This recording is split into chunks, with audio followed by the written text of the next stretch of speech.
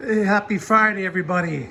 Just gonna give you guys a reef tank update. It's been a little while since I showed you guys what's been going on with the Waterbox 65.4. It is now the end of August. The tank is 8 months old and it's doing really well. A little bit of cyano the last while. And meanwhile, I don't have any algae in this tank at all. So, and the other day my nitrates were 10 and my phosphates were 0.03. So just working on that a little bit still. Other than that, and you know, I do tend to overfeed my fish because I love my fish. So, but anyway, just want to show you guys the PLS Catalyte skimmer works. I just cleaned it, so, but it works really, really well. Really good skimmer. The only thing I don't like is the impeller. Impeller assembly's cheap. They use Teflon shaft as opposed to stainless steel. And when I was cleaning the impeller a week ago, the Teflon shaft broke in half. So it vibrates a little bit more than it used to until I get a new impeller. So that's kind of a negative on that, but other than that, that skimmer works really good. I've added the third AI prime that I had on my my Fluval 13.5. That tank is now gone. Don't need it anymore. So somebody was asking me an update on that. The tank is still here, but it's just down. I was using it for coral and invert quarantine, and right now I'm almost at my full max capacity. I'm very happy with what I have. So I have a baby coming in 9 weeks.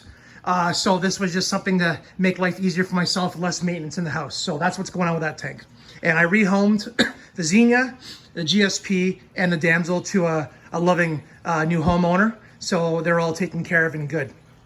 So the school of Chromis is doing really well. One guy in the back, he, people said that Chromis bully each other. I didn't believe them, I never seen it.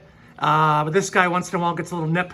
So sometimes he tends to school and then he heads in the corner just where he thinks he feels safe. My Disparanthius Pam Pam, she is such a gorgeous little fish. And you can keep them singularly in a tank this size, about 65 gallon, 4 feet, because she schools with a Chromis and she's very happy with that, which is great. Marlin and Nemo doing really well. They're male and female pair now and doing really well. Nemo actually starts to bite me now when I put my hand in here and put some seaweed in there for Bubbles. And Bubbles is my yellow tang from Hawaii. There he is. It's funny how the fish know that I'm filming. He's doing really well. He's been here now since, when did we get Bubbles? We got Bubbles back in the spring, I think. So he's doing really well. Picks this tank clean. Like you can't even, there's no algae anywhere. You'll never even get algae in this tank if you try. And same as Princess Poppy there. I'm gonna step back. Princess Poppy is my flame angel. And she is doing absolutely fantastic. Beautiful, beautiful fish. Does not boss anybody. Does not pick at my corals or my SPS. So she's been doing really well. And I have my silver belly wrasse, Becky. She actually hid in the sand because I was just scraping the tank and cleaning the tank. So she's in hiding at the moment, but cleaner shrimp's doing well. So my Acanthophilia, looking beautiful. Oh, GSP. This is a frag of GSP that was on a plug. People say that it doesn't grow off of rocks and islands. Wrong.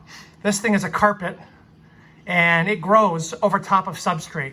So you're gonna put it in your tank, make sure you don't let it touch glass or rock, otherwise it's gonna take over, and that's the end of that. So I just leave it as a piece of grass and I like it, it looks good.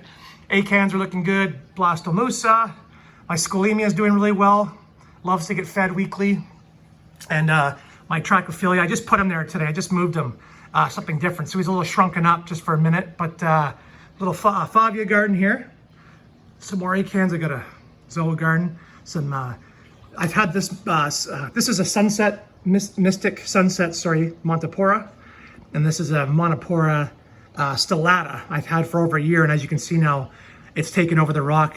And it's such an easy Montipora to grow. Unbelievable, don't even do anything, doesn't matter. Thing doesn't die. I have a little Leptastria garden here that I'm working on. That's kind of new, but one of them's older. A couple mushrooms. My Duncan, I had this last year in the Fluval 13.5. As you can see now, it's growing new heads every day. So Tyree toadstool, torches. I love my Euphilia. Love the movement. I have a little baby torch right there. I got to move this guy a little bit because he's kind of close to there. And my rainbow clove polyps, slowly growing but doing well. I got a trumpet. Let's see here. Trumpet coral. Anyway, guys, tank, I just give the tank a little bit of a cleaning, so there's a little bit of stuff that's kind of, floating around. But however, this tank is doing fantastic. Very happy with it. 2 Nero 5s, a Nero 3 in the back, and the Seache 2.0 return pump.